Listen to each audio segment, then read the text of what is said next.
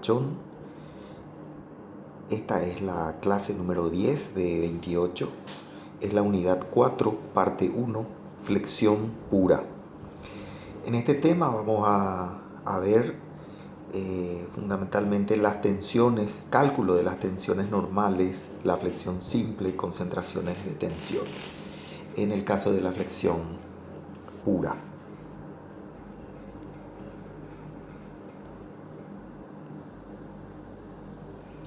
El índice de los temas que vamos a trabajar está puesto aquí.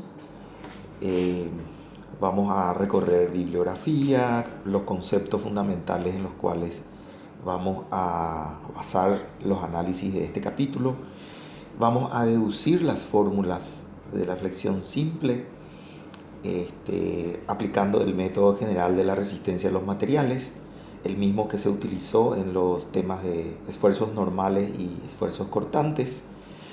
También vamos a repasar pormenorizadamente todas las limitaciones de la fórmula de la flexión, así como también vamos a repasar las secciones más convenientes, los problemas principales que recordarán es el dimensionamiento y la verificación de estructuras, y también el problema de la concentración de tensiones.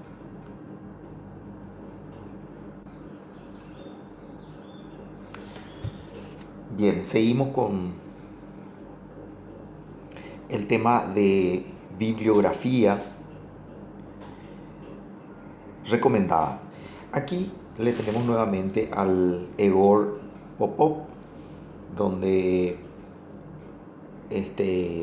vamos a encontrar en el capítulo 8, a partir de la página 325, un desarrollo pormenorizado de este tema.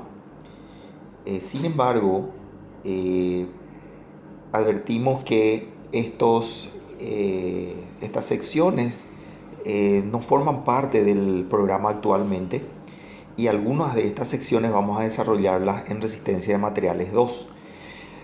Otra referencia importante es el Ortiz-Berrocal, que en el capítulo 4 está muy bien desarrollado todo el contenido de este capítulo.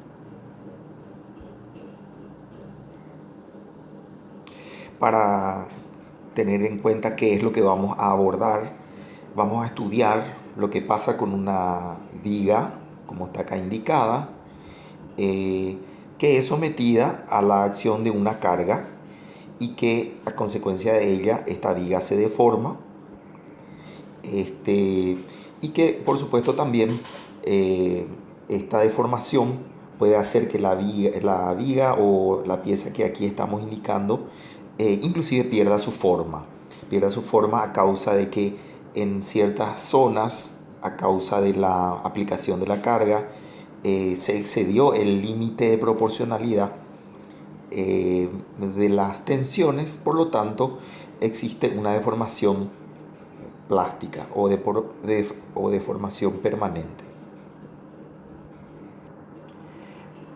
Entre los conceptos generales que vamos a estudiar están aquí los primeros.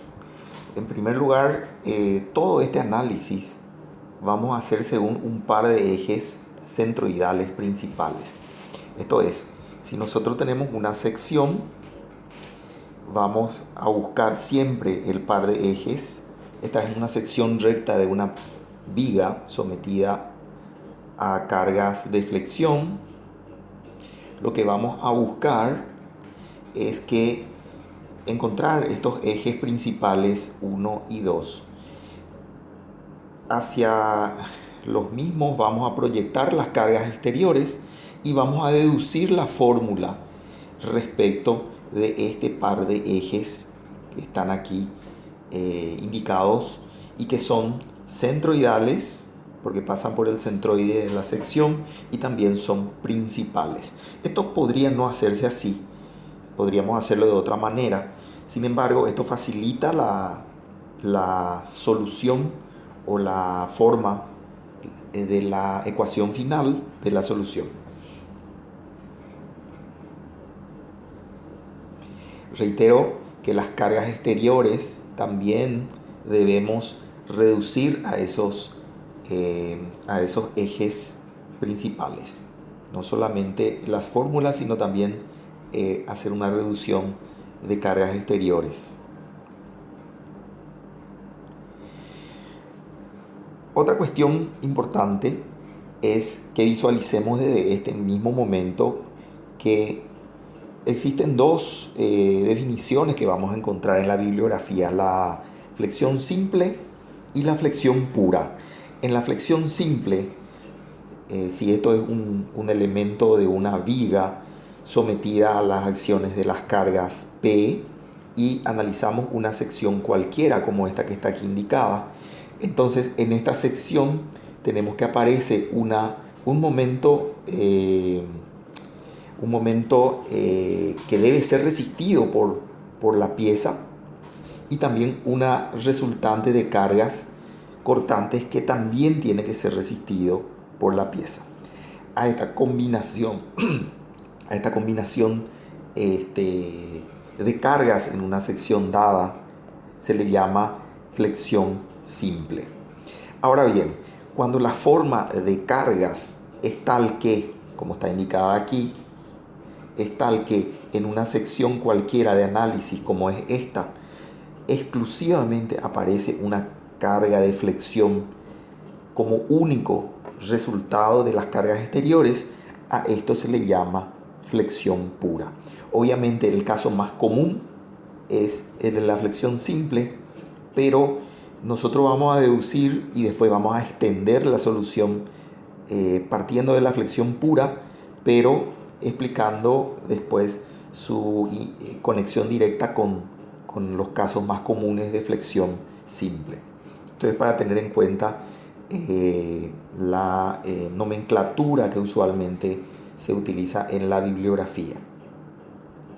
Aquí tenemos nuevamente una pieza una pieza sometida a cargas P. La pieza está aquí indicada, apoyada en estos dos lugares.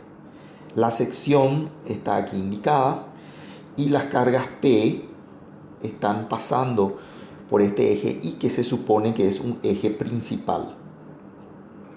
Reitero eso, este eje I suponemos, y también este eje Z que le es perpendicular, suponemos que son ejes principales.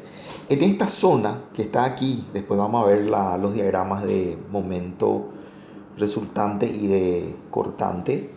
En esta zona que está aquí indicada se da la situación de que el momento es la única carga que tiene que resistir la sección, o sea, una sección cualquiera como esta. Esta sección resiste exclusivamente un momento M. Entonces estamos en el caso de flexión pura. Ese es el caso que vamos a analizar nosotros de aquí en adelante. Aquí está también indicado rápidamente, no vamos a invertir mucho tiempo, pero pueden volver a revisar.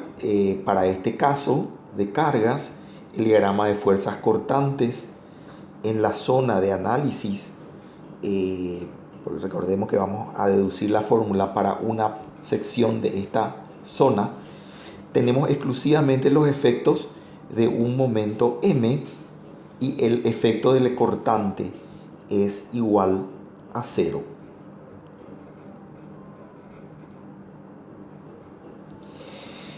Bien, entonces, ¿cómo se procede para la deducción de la fórmula?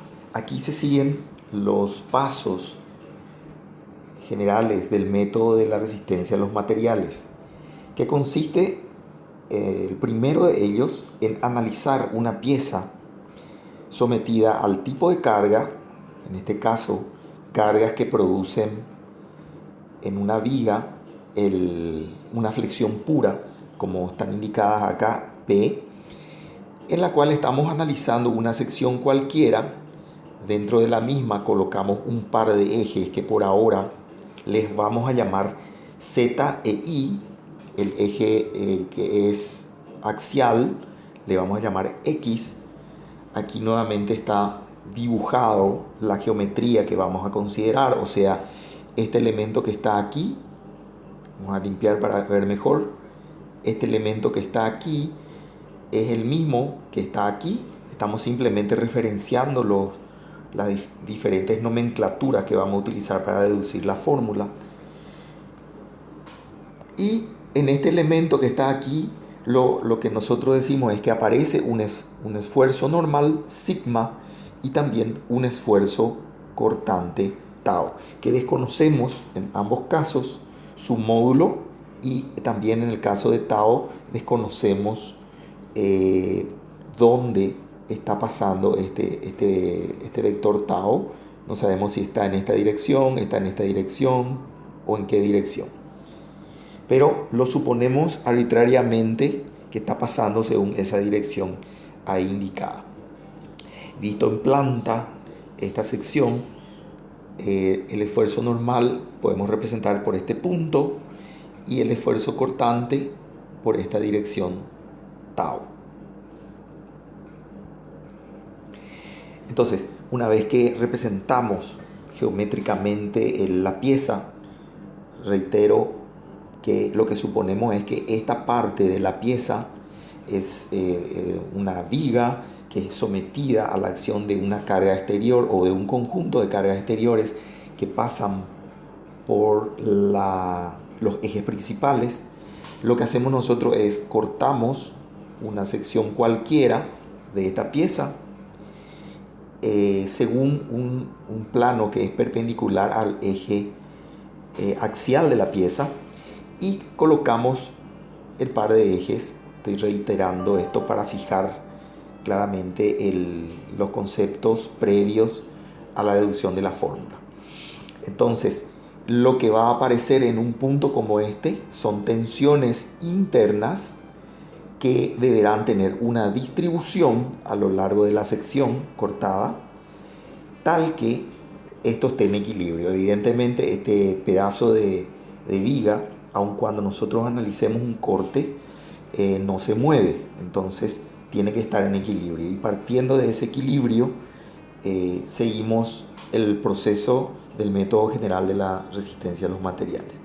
Entonces, siguiendo con ese procedimiento, el primer paso que hacemos es relacionar las fuerzas que van a aparecer en esta sección en función de la tensión, que en este momento es un valor desconocido, pero si la tensión por definición multiplicamos por el área de acción, entonces obtendremos una fuerza que va a tener la misma dirección normal, diferencial fuerza interna, con la cual va a estar respondiendo a nivel molecular esta sección. Esto por un lado. Por otro lado, en cuanto al esfuerzo cortante, también actuando en esa misma sección, va a provocar una respuesta de una fuerza interior cortante en la misma también dirección del plano indicado aquí. Y posteriormente lo que hacemos, una vez establecidas las relaciones entre las fuerzas internas y las tensiones, escribimos las ecuaciones de equilibrio. ¿Equilibrio de quién? Equilibrio de este elemento que está aquí. Este elemento está en equilibrio, que significa que si sumamos todas las fuerzas que están actuando en esta pieza en la dirección X, representada por esta ecuación, en la dirección Y y en la dirección Z, obtenemos estas diferentes ecuaciones. Aquí, en primer lugar, estas tensiones multiplicadas por diferencial área dan una diferencial fuerza, y esa suma de todas las fuerzas normales, porque se supone que estamos analizando flexión pura, entonces no existe resultante de cargas normales, se dice es igual a 0. La misma cosa cuando hacemos la sumatoria de fuerzas en la dirección Y, que sabemos que es 0. Entonces la sumatoria de esas fuerzas cortantes, resultado de componer tau en la dirección Y y tau también en la dirección Z, se logra obtener estas dos ecuaciones. Acá tenemos que corregir este subíndice que está aquí, que lo haremos seguidamente después. Y siguiendo con el razonamiento, si nosotros multiplicamos esta fuerza, vamos a limpiar, si nosotros multiplicamos esta tensión por el área, que equivale a la fuerza interna en la dirección normal, o sea, en la dirección X, si multiplicamos eso por la distancia al eje Z, que es representada por I, esto nos va a dar el momento alrededor del eje Z, que está representado por esta ecuación. Si hacemos la misma sumatoria, pero alrededor del eje Y, obtenemos esta ecuación, o sea, sigma por diferencial área es diferencial fuerza multiplicado por Z, que es este valor, nos da también 0. ¿Por qué? Porque suponemos que el momento resultante alrededor del eje Y es 0, por condición y por definición de que estamos nosotros deduciendo la fórmula de la flexión pura. La misma cosa, si multiplicamos tau por diferencial área, vamos a tener una fuerza interna cortante que al multiplicar por la distancia de esta fuerza al centro G, que es el centro de reducción, vamos a tener esta fórmula que está aquí, nos permite ver el momento torsor alrededor del eje X, y que además por definición sabemos que vale también 0. Ese momento torsor está representado por esta ecuación. Fíjense entonces que ahora haciendo el primer paso del método general de la resistencia a los materiales, hemos encontrado 1, 2, 3, 4, 5, 6 ecuaciones, pero obviamente no tenemos aún la distribución de sigma a lo largo de esta área. Tampoco tenemos la distribución de tau a lo largo de esta área. Y ese es el desafío que vamos a buscar con el segundo paso de la resistencia a los materiales.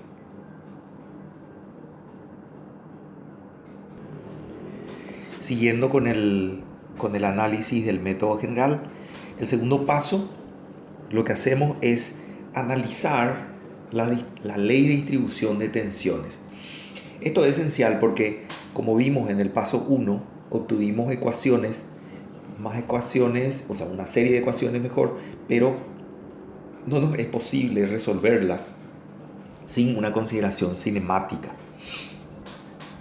Esa consideración cinemática solamente se puede lograr con una observación experimental en laboratorio del fenómeno de la flexión simple. Y al hacerlo se puede ver, si nosotros tuviéramos que esta es la pieza, la viga sometida a la acción de las cargas antes de la aplicación de la carga, y esta vamos a suponer que es una línea en este momento cualquiera. Después vamos a ver que esta línea es una línea especial que tiene inclusive un nombre. Después vamos a volver al tema, es la línea neutra. Si nosotros cuadriculamos esta viga, suponemos que la viga es una viga de sección rectangular, y le dibujamos una cuadrícula a lo largo de toda la viga y la observamos antes de la aplicación de la carga, sería esta la distribución de esas cuadrículas, pero al aplicar las cargas observamos que esas cuadrículas adoptan la posición que está aquí indicada. ¿Y qué es lo que dice esto? Vamos a empezar a leer la información. En primer lugar, notamos que si una sección antes de la aplicación de la carga era plana, después de la aplicación de la carga también sigue siendo plana. Esto también trae una propiedad que de alguna manera estas fibras que son axiales forman un ángulo de 90 grados con esos planos. Estos planos entonces, al girar 90 grados, no tiene un elemento cualquiera como este elemento que está aquí, no sufre distorsión angular. Y por la ley de Hooke, al no sufrir distorsión angular, el esfuerzo cortante que aparece en ese elemento es cero. Con lo cual nosotros empezamos a ver que simplemente con esta observación experimental de laboratorio podemos empezar a deducir en función de la observación que la distorsión angular no aparece en ningún punto, por lo tanto en ningún punto también el esfuerzo cortante en la flexión simple va a tener valor. Eso por un lado, pero por otro lado notamos también que las secciones planas permanecen planas. Ese hecho de que las secciones planas permanezcan planas genera también el concepto de que existe una línea al cual se le bautiza como línea neutra, y que en realidad es un plano neutro, porque es esta línea que está aquí. Esta línea es en realidad un plano que está situado a una distancia especial que enseguida vamos a ver cuál es, y que está también representado, la traza de ese plano está representado por esta línea de acción que está aquí indicada. Entonces, esta sería la línea neutra o el plano neutro, y lo que dice la hipótesis de Navier, que es la hipótesis experimental fundamental para poder resolver el problema de la flexión simple, dice que las secciones planas permanecen planas. O sea, si esta fuera la sección antes de aplicar la carga, después de aplicar la carga adopta esta posición que está ahí, con lo cual podemos decir que la ley de variación de la deformación, que es lo que necesitamos para poder relacionar con la ley de Hooke en el siguiente paso, podemos, como pueden ver, quitar una ley de variación de esta deformación, que se ve claramente que es una función lineal. Esta función lineal equivale a decir que una constante k multiplicado por i da este valor de deformación lineal, pero por definición la deformación lineal en función de la deformación unitaria no es otra cosa que esta ecuación que está aquí. Por lo tanto, si la expresión matemática de la deformación lineal es un plano, o la ecuación esta que está indicada aquí, k por i, entonces también lo será la expresión de la deformación unitaria en la dirección x. O sea, esto realmente es una definición, es la deformación unitaria dividido la longitud de referencia. Entonces, lo que notamos es que esta longitud de referencia es constante, o es un valor constante. Esto que acabo de indicar aquí se convierte en la nueva constante k sub 1. Entonces, finalmente aquí llegamos a una expresión muy importante que está representada por esta ecuación, que no es otra cosa que decir que la deformación, como consecuencia de la hipótesis de Navier, la deformación unitaria es proporcional a la distancia a la línea neutra.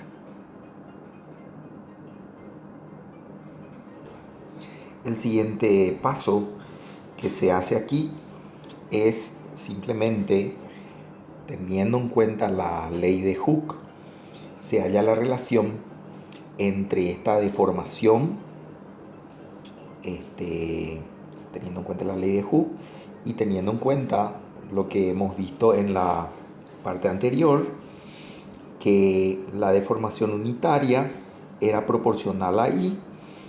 De esa relación construimos finalmente la ecuación de sigma en función de i. Acá hay varios aspectos que vamos a ir viendo, vamos a ir repasando. Antes de eso, esto ya también lo hemos visto en la en la lámina anterior, el tau, que es G por gamma, siendo que las secciones planas permanecen planas, entonces la distorsión angular es cero. Por tanto, también siguiendo la misma ley de Hooke, llegamos a la conclusión de que tau en cualquier punto de la sección, si esta es la sección, ejes principales XY, ZY, y en cualquier punto de esta sección el tau es cero y las tensiones son directamente proporcionales a la distancia a este eje Z, que también se llama eje neutro. Entonces, repasando un poco otra vez los conceptos, si se pudiera imaginar el gráfico de deformaciones o el gráfico o la forma que tomaría ese plano que antes y después de la aplicación de la carga permanece plano, podríamos ver con lo que está aquí indicado, estoy señalando también, que a una distancia dada y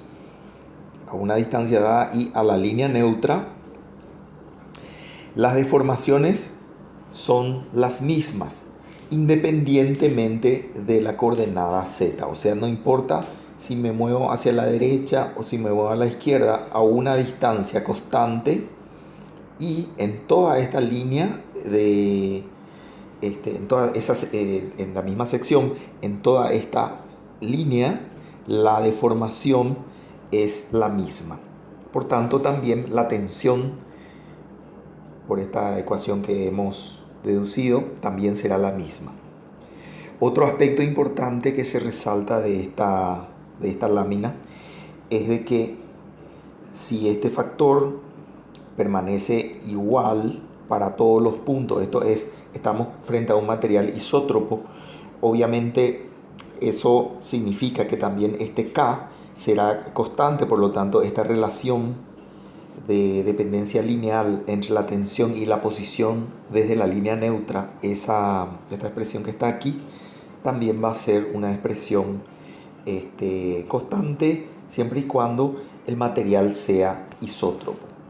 La falta de isotropía podría provocar que este K también tenga una función en función de Z, por ejemplo, o en función de Y, en cuyo caso esta expresión podría no ser válida. Pero teniendo en cuenta que nosotros idealizamos como materiales isótropos, esto se da y podemos darlo como que finalmente esto es el resultado de todas las consideraciones.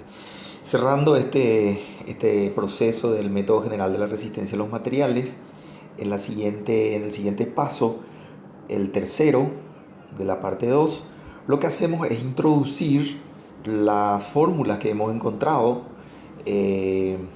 Vuelvo a reiterar, en la lámina anterior,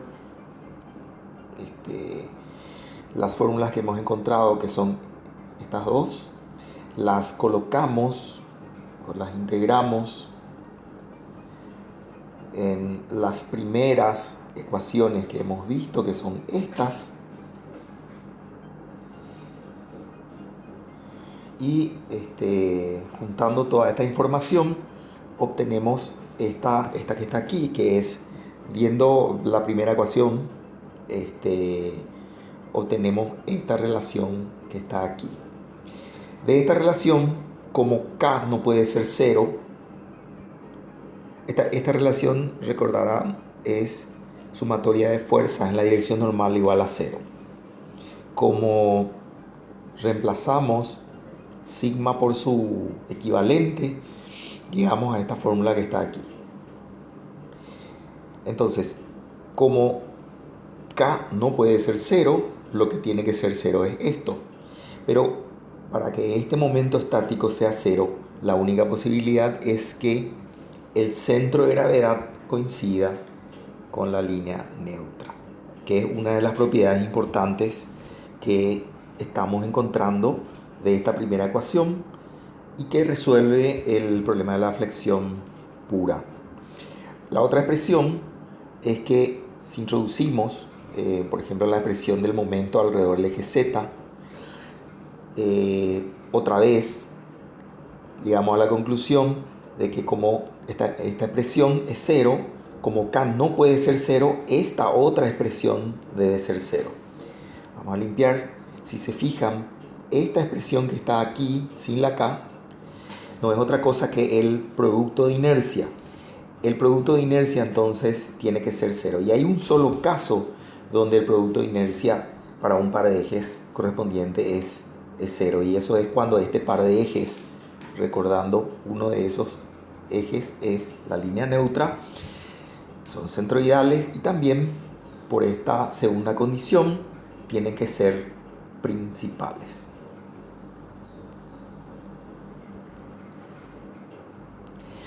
La tercera ecuación que vamos a usar es la que tiene que ver con el momento, que es una de las tres que hemos visto también.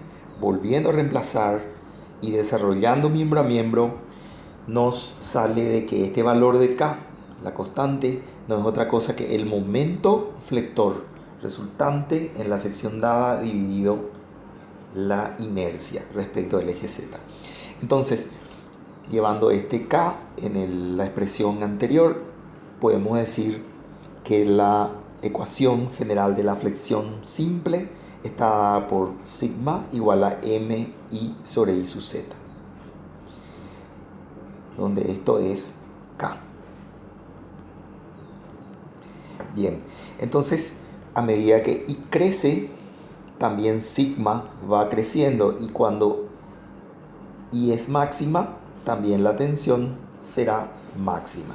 Obviamente, cada sección de una pieza sometida a flexión va a tener un determinado valor de momento. Cuando sección por sección varía el momento y estamos buscando la sección donde la tensión es máxima, aparte de encontrar la sección donde el momento es máximo, en esa misma sección también tenemos que buscar la distancia más lejana a la línea neutra, y eso nos va a permitir calcular la tensión máxima de la pieza.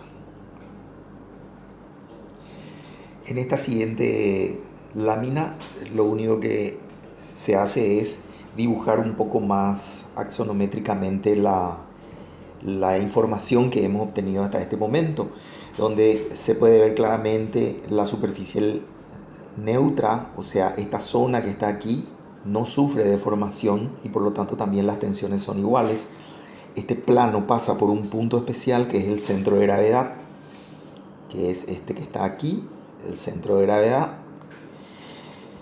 También se puede decir de que una forma de representar estas tensiones es de manera triangular, así como está indicado aquí. En realidad, esto que está aquí, estas tensiones representadas de esta forma, conforman una figura geométrica que es un volumen de tensiones. A este volumen se le llama volumen de tensiones, y se puede ver claramente aquí que hay un signo diferente en la parte de arriba, o sea, por encima de la superficie neutra tenemos un signo, y por debajo de la superficie neutra también tenemos otro signo. Aquí también estamos viendo información importante en la siguiente gráfica. Información como, por ejemplo, el radio de curvatura. La parte de arriba tiene una situación. Y por otro lado, se genera también una deformación en esta dirección. Y esto lo vamos a ver con un poco más de detalle cuando iniciemos los cálculos de deformación en el problema de la flexión simple. De todas maneras, se puede ver aquí que para que las secciones planas permanezcan planas, estamos teniendo que la forma de una determinada pieza, de una sección determinada de una pieza sometida a flexión, va a tener aproximadamente la forma indicada en la figura. Bien, aquí otra vez estamos dibujando para fijar conceptos una sección cualquiera. en donde determinamos el centro de gravedad. Por aquí pasa la línea neutra. Este par de ejes es principales, es un eje principal. Entonces, suponiendo que tenemos una carga aplicada en uno de ellos, lo que aquí nos está diciendo esta información es que, siendo que la tensión es MI sobre I sub Z, la forma de representar esta tensión sería a través de este diagrama triangular, donde para este caso, para la parte superior tenemos compresión y para la parte de abajo tenemos tracción. Evidentemente, en las fibras más alejadas de la sección vamos a tener las máximas tensiones.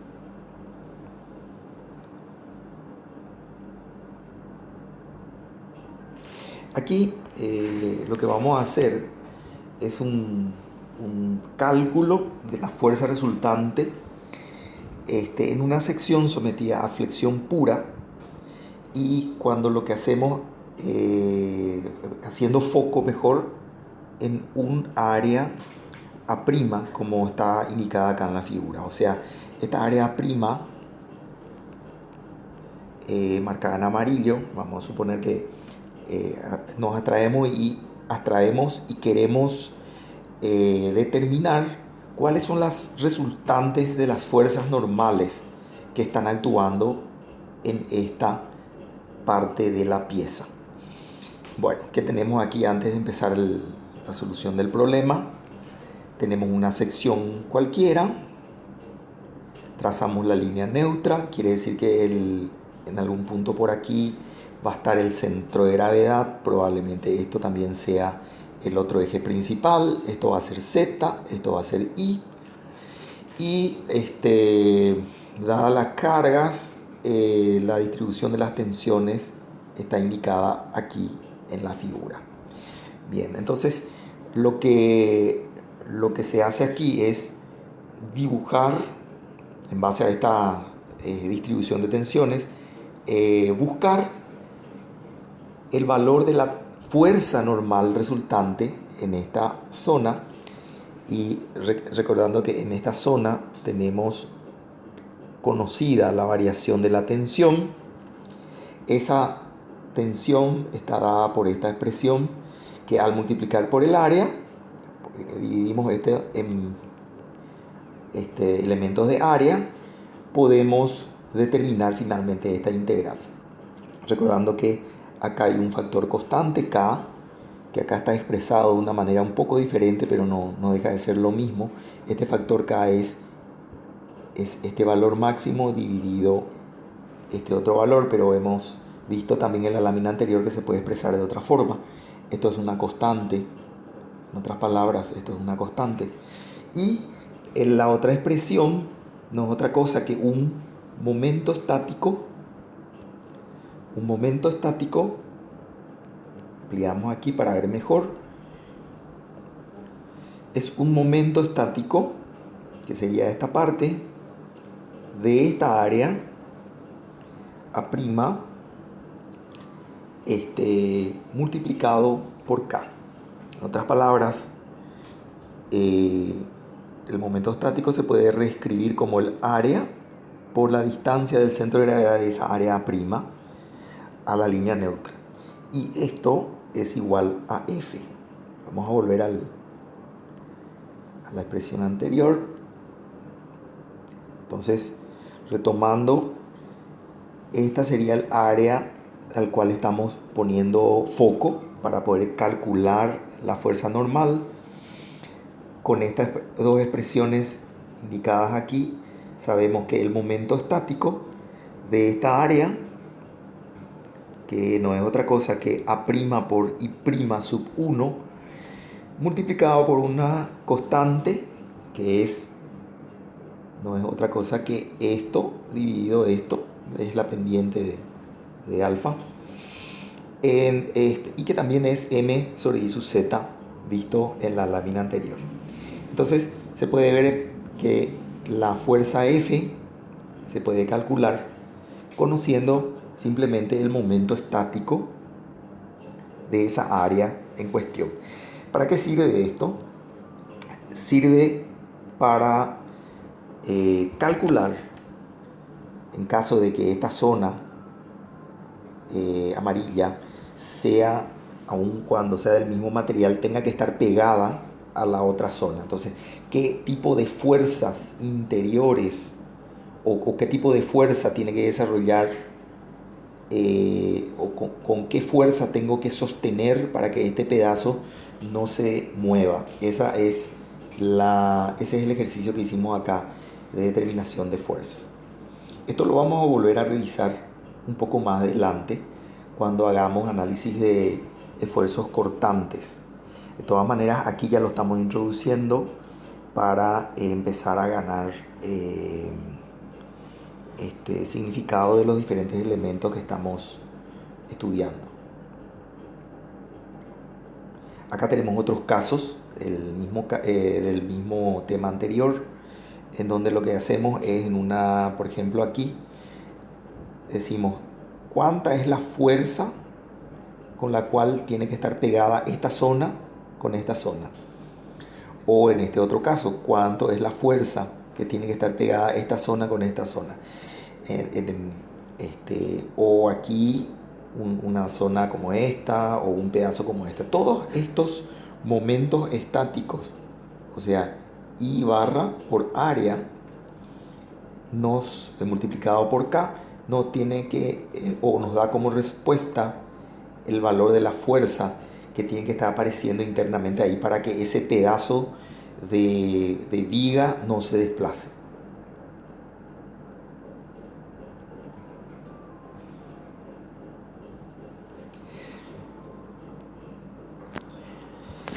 Bien, la ecuación que hemos deducido recién, MI sobre I sub Z, es una ecuación que resuelve el problema de la flexión simple y la flexión pura también.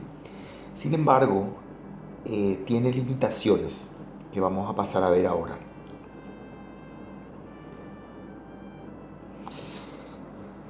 Y están acá enunciadas. La primera limitación es que las cargas deben ser estáticas. Vamos a ver más adelante en resistencia 2 que cuando las cargas son aplicadas en forma dinámica, automáticamente sus efectos son superiores o se magnifican. Por lo tanto, la fórmula que hemos deducido acá no sirve. Tienen que ser cargas estáticas. También no deben de aparecer tensiones iniciales residuales. Esto es porque no hemos contemplado esto en la deducción, y de haber tensiones iniciales, lo que va a ocurrir aquí es que a las expresiones de tensiones que hemos obtenido tenemos que sumarles o superponerles las tensiones iniciales, y esto prácticamente vuelve muy complicada la solución del problema, por no decir indeterminada. Lo que se hace es, generalmente cuando se trata de metales, hacer tratamientos térmicos para alivianar tensiones iniciales, o en el caso de que se preparen piezas de otros materiales, simplemente lo que se hace es crear en el ensamblaje de las secciones y de las vigas, tratar de evitar que se generen tensiones iniciales o residuales. La tercera limitación importante es que la acción predominante tiene que ser de flexión. Esto es clave por los distintos pasos que hemos visto del procedimiento general de resistencia a materiales. Si no es el efecto predominante la flexión, repasando el proceso visto anteriormente, se van a dar cuenta de que la ecuación sigma igual a mi sobre I sub z ya no sirve. También eso significa que la flexión tiene que ser pura, aun cuando la validez de la expresión obtenida puede también extenderse con ciertas limitaciones en los casos de flexión simple, o sea, con la aparición de esfuerzos cortantes. Aún ahí tiene cierta validez. Sin embargo, la fórmula en sí fue deducida para la flexión pura. También el eje neutro debe ser perpendicular al plano de carga. Esto también lo vimos en la deducción de esta ecuación y queda claro de la misma el justificativo de por qué.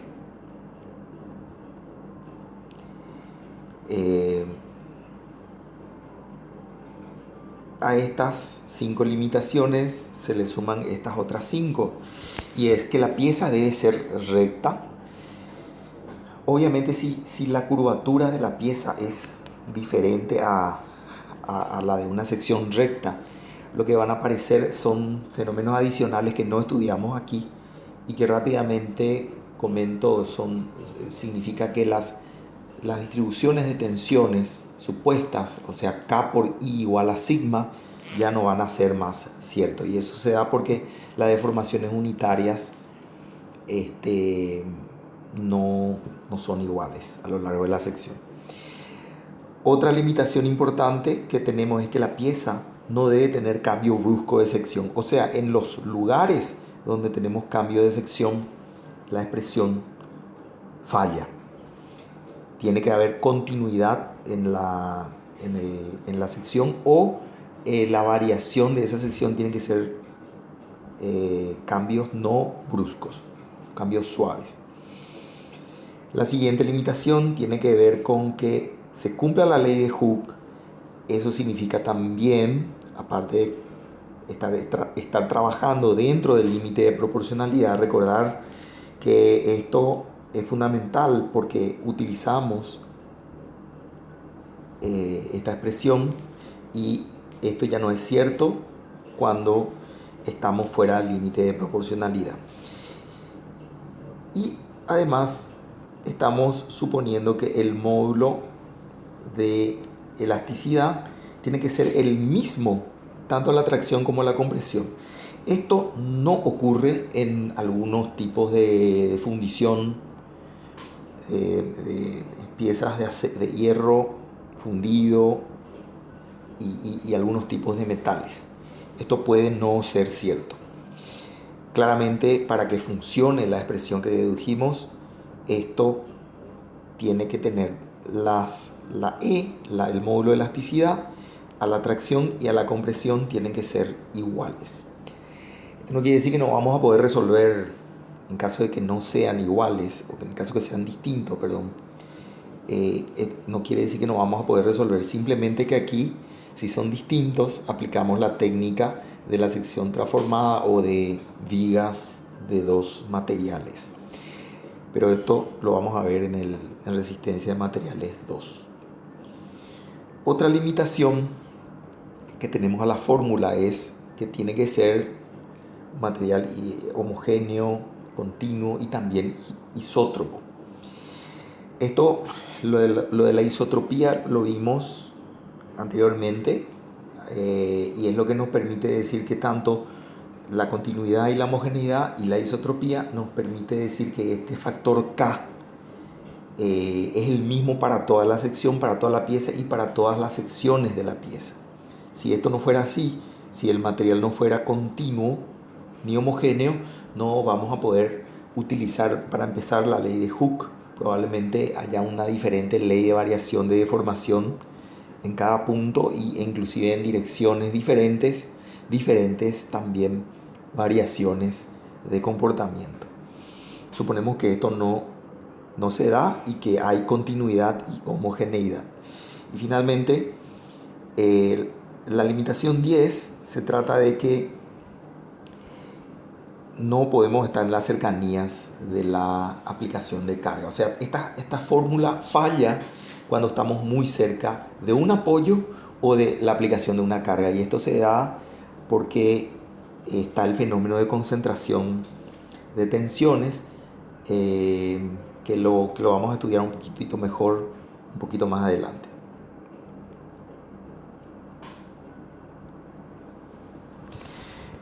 Acá vamos a repasar rápidamente algunas cuestiones. Esta es la pieza sometida a flexión simple que hemos visto hace un rato. Tenemos su diagrama de momentos flectores y también el diagrama de fuerzas cortantes. Acá tenemos también secciones que suelen ser utilizadas para la construcción de piezas sometidas a flexión. Recuerden que tensión igual a MI sobre I sub Z. Por lo tanto, para que la tensión sea más pequeña, la inercia tiene que ser más grande. Y esto generalmente se da cuando las áreas de trabajo están alejadas del centro de gravedad. O sea que cuando tenemos formas huecas o donde la masa está más alejada del centro de gravedad, la inercia será más grande, por lo tanto las tensiones que van a aparecer van a ser pequeñas. Sin embargo, estas también son secciones típicas que se utilizan. Respecto de las secciones más convenientes, esto nada más es un refuerzo de lo que dije recién. Cuando se divide la inercia dividido la distancia del eje neutro a la fibra más lejana, a ese cociente se le llama W sub X o módulo resistente. Módulo resistente. Y este módulo resistente inclusive se puede obtener de tablas del libro. Cuando más grande es este valor, mejor es el comportamiento a la flexión. Entonces, como decíamos hace rato, cuando más alejadas las masas del centro de gravedad, eso se da en secciones como están aquí abajo indicadas, ¿verdad? Secciones T, secciones C y otras similares. Los problemas principales que nosotros tenemos en el problema de la flexión simple se repiten. En realidad estos son los dos problemas principales y generales de la resistencia de los materiales. Son la verificación de tensiones y también el dimensionamiento de piezas que van a soportar, en este caso, flexión pura. Y yendo un poco a la verificación de tensiones, el problema 1, lo que se hace es, dado un sistema de cargas, como está acá indicado, apoyado, como está indicado, la sección se conoce, se trazan los diagramas de fuerza cortante y de momento flector. Podemos ver que, por ejemplo, donde el momento flector es máximo, el cortante es 0. Entonces, aquí, en este punto, con el momento máximo, nosotros podemos proceder a verificar, hacer la verificación de tensiones, que es un poco lo que se hace aquí. Nos vamos a esa sección, que es esta, donde el momento es el momento máximo, y en ese lugar aplicamos la fórmula que hemos obtenido. Y con eso calculamos este valor de tensión y este otro valor de tensión. Y verificamos si este valor de tensión es menor que la tensión, en este caso de compresión, tensión admisible de compresión, y si este valor que está aquí, que en este caso es de tracción, es menor que la tensión admisible a la tracción. Dependiendo de los materiales, estas dos tensiones admisibles sí pueden ser diferentes, y generalmente el material es más resistente a la compresión que a la tracción. Por lo tanto, hay que verificar en ambos casos. Si el problema no nos da algo, no nos da la información del valor de la tensión admisible a la compresión y el valor de la tensión admisible a la tracción, si no nos da los dos valores, se puede suponer que son iguales. Solamente que cuando resuelvan los problemas, aclaren que están suponiendo, a falta de información en todo caso, de que los valores son iguales. Obviamente es mejor recurrir a libros y verificar para el tipo de material si es que se cumple o no que los valores admisibles de tensión a la tracción y a la compresión son iguales. Esto definitivamente ocurre con más continuidad o con más frecuencia en el caso de metales, en donde la tensión de tracción y de compresión suelen ser parecidas. no así en maderas y otros materiales como hormigón. Bien, el dimensionamiento sigue un proceso similar, pero como en el dimensionamiento tenemos que identificar dimensiones, en el proceso del dimensionamiento a veces nos vemos obligados como proyectistas a buscar también optimización. Pero el proceso es exactamente el mismo anterior, o sea, si tuviéramos una distribución de cargas sobre una viga apoyada como está indicada acá, de sección dada, se obtienen los diagramas de fuerza cortante y de momento flector. Posteriormente se procede al dimensionamiento, buscando generalmente en tablas, tablas para el material dado, los coeficientes omega. Esto lo vamos a ver en la siguiente lámina. Generalmente los libros nos traen este tipo de información. O sea, disponemos de tablas en donde se puede ver diferentes valores de H y diferentes valores de B. Varias conclusiones se puede evitar aquí. Por ejemplo, si para una sección dada es necesario un valor, por ejemplo, de 1000 de módulo resistente, entonces nosotros con el valor de 1000 podemos cumplir una sección rectangular, podemos cumplir con una sección de 6 por 8. Pero obviamente también podemos resolver con una sección de 7 por 8. Y también podemos resolver con una sección de 6 por 11. Entonces, difícilmente vamos a encontrar en estas tablas que este valor sea exacto al módulo resistente que necesitamos cumplir. Esta es la forma en que vamos dándole dimensión una vez que se tiene la necesidad del módulo resistente correspondiente.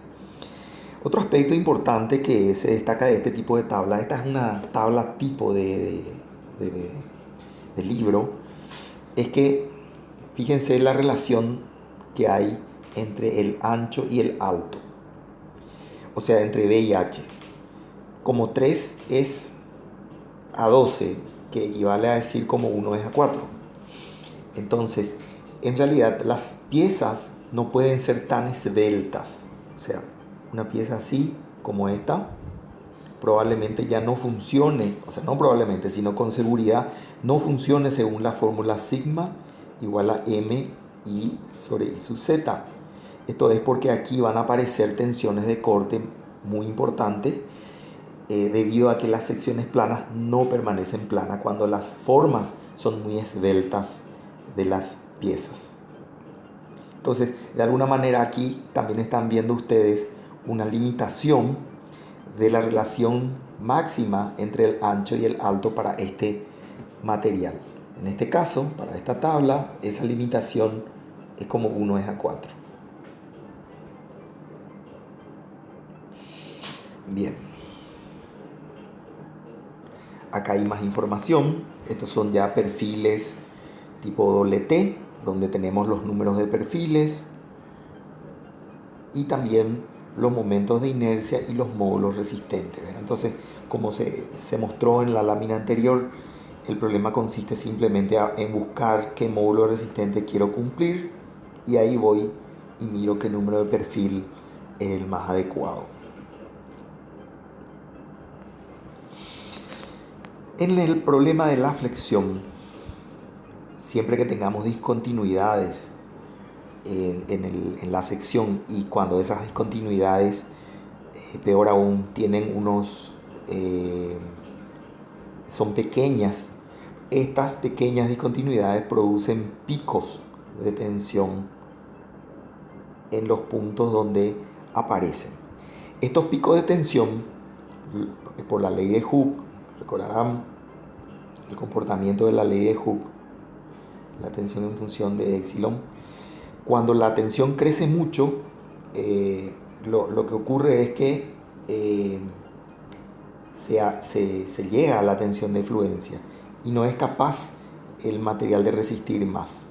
O sea, estos picos en realidad, si es que el material empieza a trabajar en la zona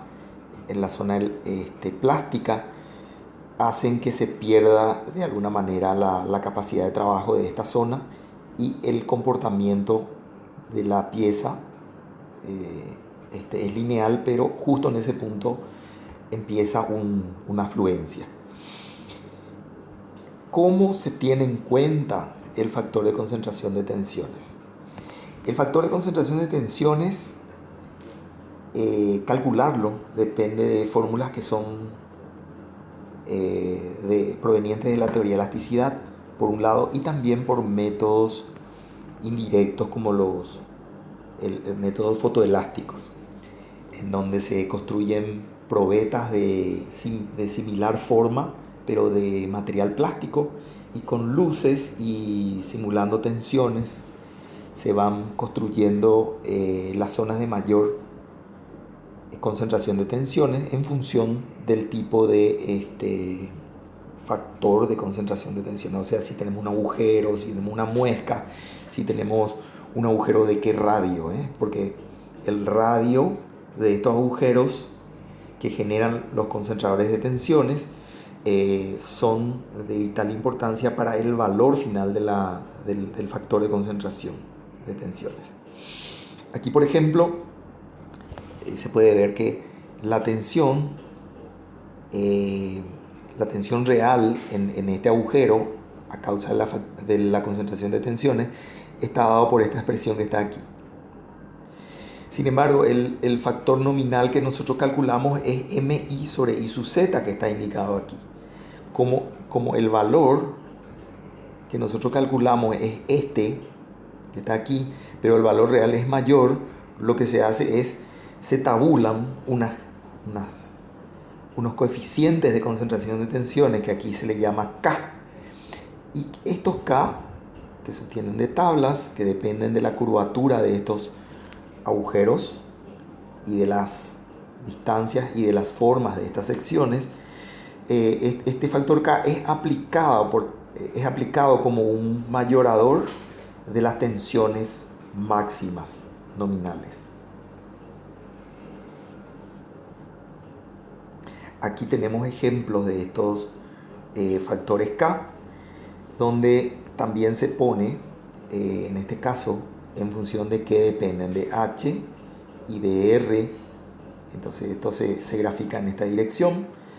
Como se puede ver, el factor crece muy fuertemente, se estabiliza inclusive en 2, puede crecer un poco más, pero el efecto de tener un agujero puede hasta duplicar, fíjense aquí, puede hasta duplicar o más las tensiones nominales que se obtienen por la fórmula de la flexión simple. Por lo tanto, la fórmula de la flexión simple en sí misma falla, y para poder obtener el valor de la tensión, cuando hay un factor de concentración de tensiones, tenemos que recurrir a estas tablas y a estos factores de concentración de tensiones que, en función de la pieza, de la sección, del radio, del agujero o de la discontinuidad, nos van a ir indicando también cómo varían.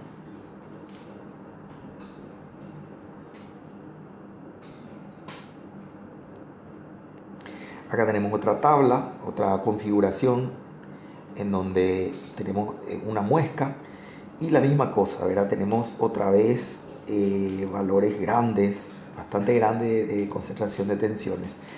Y para ciertos valores H sobre R, estos concentradores de tensiones son pequeños, o sea, valores cada vez más pequeños de R sobre D hace que el factor de concentración de tensiones crezca más. Y cuando son más grandes, estos factores de concentración de tensiones se estabilizan y quedan con valores razonables. Pero acá lo que tenemos que tener en cuenta es que esto puede ser más que 2, y eso ya es mucho para no tenerlo en cuenta en los procesos de dimensionamiento de piezas. Muy bien, muchas gracias.